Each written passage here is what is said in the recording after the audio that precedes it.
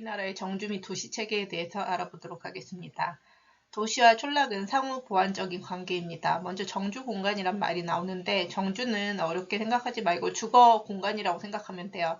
우리 주거 공간은 규모가 작은 촌락에서부터 도시에 이르기까지 다양하죠. 근데 그 주거 공간도 보면은 정주 공간도 계층성이 있습니다. 그래서 규모가 다르기 때문에 큰 도시부터 작은 촌락까지 계층성이 있다. 그래서 서로 영향을 주고받으며 형성되고요. 도시와 촌락은 상호 보완적, 상호 의존적인 관계입니다. 도시는 상대적으로 중심지 역할을 하고요. 그래서 주변 지역인 촌락의 재화는 그냥 물건이라고 생각하면 됩니다. 그 다음 서비스를 공급하고요. 촌락도 가만히 있는 게 아니고 받기만 하는 게 아니고 공급하겠죠. 그래서 농수산물, 축산물을 공급하고 도시민에게 휴식 공간을 제공하죠. 그래서 도시와 촌락의 상호 의존적 발전을 위해서 도농통합시가 출범하기도 했습니다. 우리나라에도 도농통합시가 여러 곳이 있습니다. 그럼 중심지로서의 도시 볼게요. 도시 규모는 어떤 곳은 우리도 세종시도 뭐 조치원 읍부터 해가지고 읍도 있고요. 읍보다 큰 군, 그다음 더 큰 도, 뭐 이런 식으로 해가지고 그 다음 광역시, 그 다음에 서울특별시 등 다양한 규모가 있죠. 근데 이 규모로 봤을 때는 어쨌든 인구수로 봤을 때 특별시가 제일 위에 있고 그 다음 광역시 뭐 이런 식으로 상호 의존하면서 다양한 계층이 있다는 거. 중심지와 배후지 한번 개념 잡고 가겠습니다. 중심지는 주변 지역에 재화 서비스를 공급하는 메인이 되는 곳이죠. 그래서 보통 도시들이 중심지 역할을 하는데 그 중에서도 대도시는 차원이 높은 고차 중심지라고 보통 하고요. 상대적으로 반면에 같은 도시여도 중소도시 규모 측면에서 중소도시 같은 경우에는 저차 중심지라고 합니다. 차원이 고차, 저차로 나뉩니다. 배후지는 그럼 뭐냐? 중심지로부터 재화나 서비스를 공급받는 지역을 배후지라고 합니다. 그러면 중심지와 배후지 규모는 중심지의 규모가 크면 클수록 배후지의 범위도 넓어진다. 어떻게 이해를 하면 좋겠냐면 예를 들자면 중심지가 우리가 뭐 사먹는 상권을 한번 떠올려 볼게요. 백화점이 있다고 합시다. 백화점이 중심지라고 하면은 규모가 크죠. 그래서 주변 중심지로부터 재화 서비스 공급받는 지역, 백화점으로 오는 사람도 멀리서 오잖아요. 그래서 배후지의 범위도 넓어집니다. 그래서 우리가 대전에 백화점이 있기 때문에 세종은 백화점이 없죠, 아직. 그래서 대전으로 백화점을 갈 정도로 이 중심지의 규모가 크면 클수록 배후지의 범위도 넓어진다. 영향을 받는, 서비스를 받는 지역도 넓어진다. 근데 편의점 생각해 볼게요.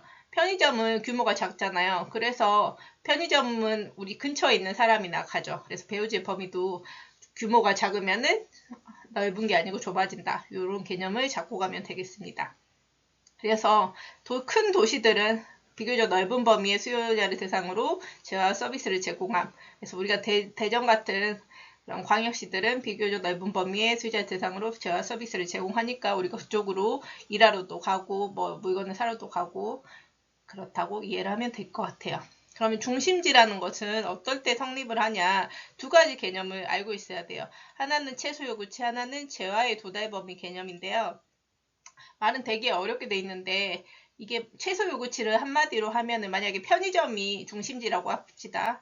편의점이 유지되기 위해서는 중심지 성립 조건이잖아요. 편의점이 그 지역에서 계속 운영되기 위해서는 어떤 조건이 필요하냐? 만약에 하루에 중심 기능이 유지되는데 필요한 최소한의 인구수를 최소 요구치라고 했잖아요. 하루에 편의점에 최소한 사람이 100명이 와야 돼. 그래야 유지가 된다. 그래야 적자가 아니다 했을 때는 이 100명이 바로 최소 요구치입니다. 그러면 편의점과 다르게 백화점은 하루에 100명이 아니고 뭐 10,000명 뭐 이 정도로 규모가 많은 그 인구수가 필요하겠죠. 그래서 중심지도 고차냐 저차냐에 따라서 최소 요구치도 고차 중심지가 훨씬 더 최소 요구치가 많이 필요하다라고 생각을 하면 돼요. 그러면 재화의 도달 범위는 뭐냐? 재화는 아까 물건이라고 했었죠. 물건이 도달하는 범위. 즉 편의점의 하루에 최대 필요한 사람은 100명인데 100명 이상이 올 수도 있는 거죠. 그래서 몇 명까지 오냐? 그 사람이 최대 몇 명까지 오냐? 이게 재화의 도달 범위라고 생각하면 돼요. 예를 들어서 여기 여기가 편의점이라고 해봅시다. 이 중심. 그러면 이 편의점이 유지되기 위해서는 이 정도 범위의 사람들이 와야 돼. 이 정도가 한 100명 정도가 살 수 있는 공간이라고 해요. 이게 바로 최소 요구치입니다. 근데 이 100명 정도만 와도 되는데 실제로는 200명 정도가 올 수 있는 범위까지 사람들이 사러 온다는 거야. 여기까지가 제한의 도달 범위가 됩니다. 그러면은 100명만 와도 되는데 200명이 오니까 당연히 이 편의점은 유지가 될 수 있겠죠. 그런데 언제 편의점은 망할까? 최소 요구치 100명이 이렇게 필요한데요. 실제 오는 사람들이 몇 명이냐? 50명이다. 그럼 어떻게 되겠어? 망할 수밖에 없겠죠. 즉 최소 요구치 여기에 최종적으로 봤을 때 중심지가 성립하기 위해서는 마지막 줄 최소 요구치의 범위보다 제한의 도달 범위가 크거나 같다. 최소한 100명 필요한데 100명이 와. 그러면 어때요? 유지는 되겠죠. 근데 더 많이 100명 이상 오는 게 더 좋긴 하겠죠. 그래서 중심지가 성립하기 위해서는 제한의 도달 범위가 최소 요구치의 범위보다 크거나 또는 같아도 괜찮습니다. 이렇게 중심지의 계층 구조에 대해서 한번 보도록 하겠습니다. 계층, 대도시가 있고 그 아래에 중도시, 소도시 이런 개념들이 있어요. 소도시는 여기 점으로 돼 있죠. 이 점 기준으로 범위는 요 정도, 배우지가 요 정도 되겠죠. 중심지가 있으면 배우지가 요렇게 이 정도 범위까지 있어요. 근데 중도시는 어때요? 여기 얘를 기준으로 해가지고 요렇게 이렇게 이 점을 기준으로 해가지고 이렇게 그 다음에 대도시는 어때요? 얘를 기준으로 해서 이렇게 이만큼 크죠. 그래서 규모 자체가 소도시, 중도시, 대도시가 규모 차이가 있고요. 대도시는 중도시를 그 다음에 중도시는 소도시를 다 포괄적으로 포함하고 있다. 규모 측면에서 그렇게 보면 기능도 마찬가지고 이런 소도시가 가지고 있는 기능을 중도시가 이미 가지고 있고 중도시가 가진 기능들을 대도시는 이렇게 넓잖아요. 다 기능들을 포함하고 있다 생각하면 돼요.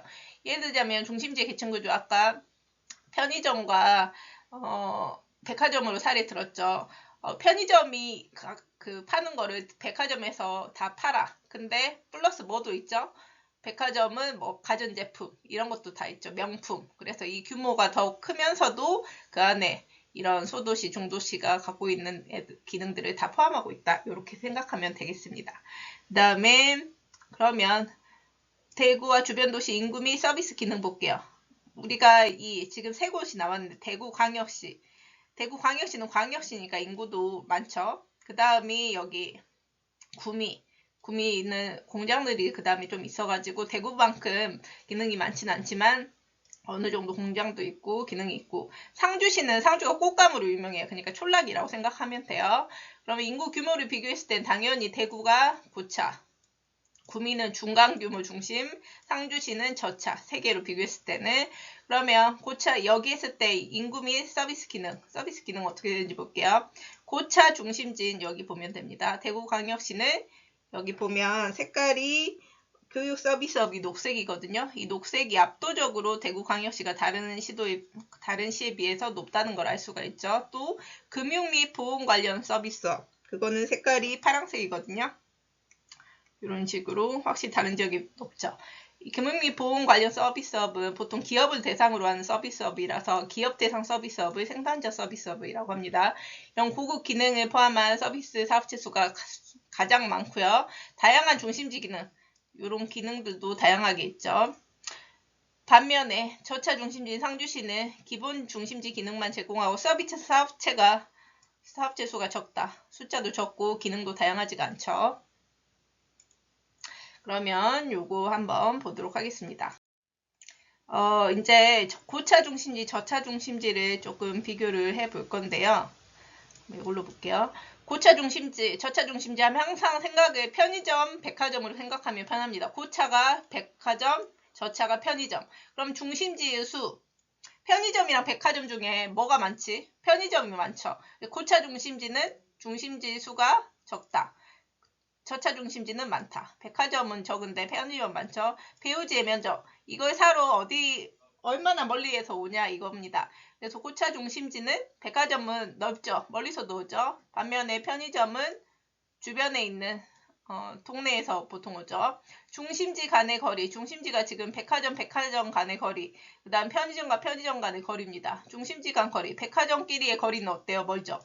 네, 편의점과 편의점 간의 거리, 편의점은 동네에도 몇 개씩 있잖아. 가깝죠. 그 다음에 중심지 기능의 종류, 백화점에서 파는 거, 편의점에서 파는 거 떠올리면 됩니다. 부차 중심지가 더 다양하고요. 편의점은 상대적으로 덜 다양하다. 이건 상대성입니다. 그래서 고차, 저차 나오면 항상 백화점, 편의점 떠올리면 웬만한 거는 다 적용해서 할 수가 있어요. 그럼 우리나라의 도시 발달 보겠습니다. 서울로 너무 과도하게 집중을 했어. 그래서 어떤 현상이 일어나냐? 종주 도시화 현상이 일어나게 되는데요. 종주 도시화는 정의가 있어요. 1위 도시의 인구 규모가 2위 도시 인구 규모의 2배 이상이 되는 현상이라고 하는데, 우리나라 인구 1위 도시가 서울이에요. 그 다음에 2위가 부산이죠. 근데 규모 볼까? 서울은 1000만 명 정도, 부산은 400만 약간 안 되게 지금 2015년 그렇죠. 그러면 얘 곱하기 2, 부산 인구 곱하기 2 해도 서울 인구가 안 되죠. 그래서 종주 도시화 현상이 일어나고 있는 거예요. 1위 도시 인구 규모가 2위 도시 인구의 2배 이상이 되고 있으니까. 그 다음에 대전. 네.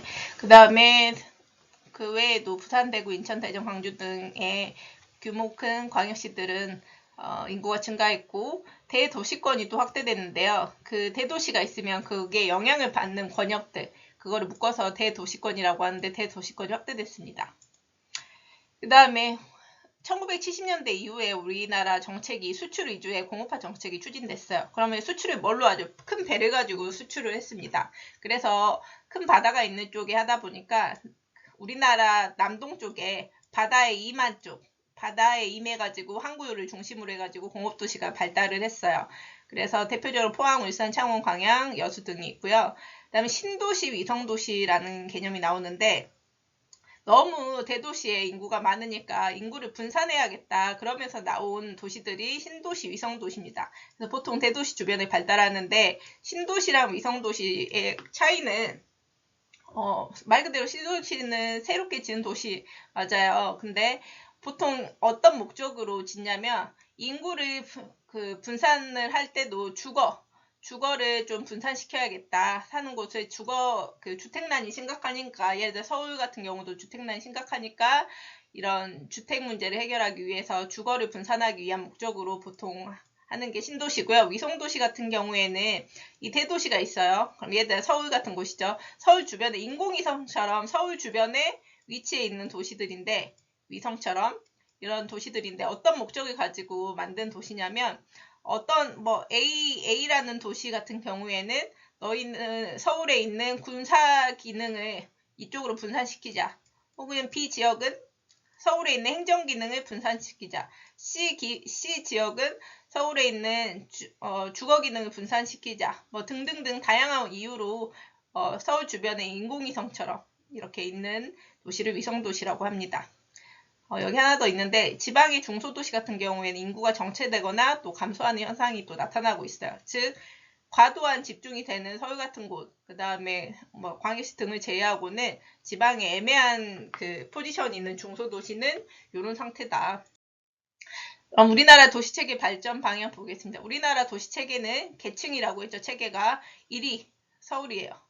그 다음 서울을 중심으로 그 아래 2위, 3위, 4위 이런 식으로 수직적으로 계층이 있고요.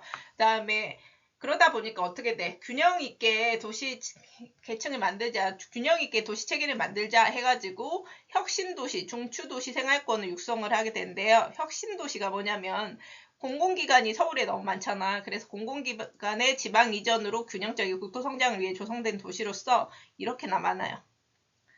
근데 혁신도시라고 하는 것은 공공기관을 지방 이전한 도시라고 생각을 하면 됩니다. 그리고 우리나라 도시체계는 세계의 도시체계 속에서 경쟁력을 갖춰야 된다는 내용이고요. 그 다음에 우리나라 도시 발달 및 도시체계 특성 보면 우리나라는 대도시를 중심으로 도시화가 빠르게 진행되고 있습니다. 도시화는 도시로 인구가 많이 가는 것도 도시화고요. 도시들이 여러 개 생기는 것도 도시하고 그렇습니다. 근데 우리나라 전체 인구의 90% 이상이 지금 도시에 거주하고 있어요. 엄청나죠?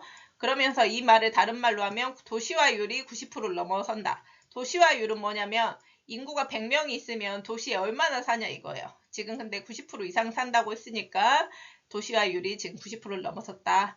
우리나라 인구 1위가 서울이라고 했죠. 2위는 아까 부산이었죠. 그래서 서울은 1위 도시 인구 규모가 2위 도시 2배 이상 되므로 종주 도시다.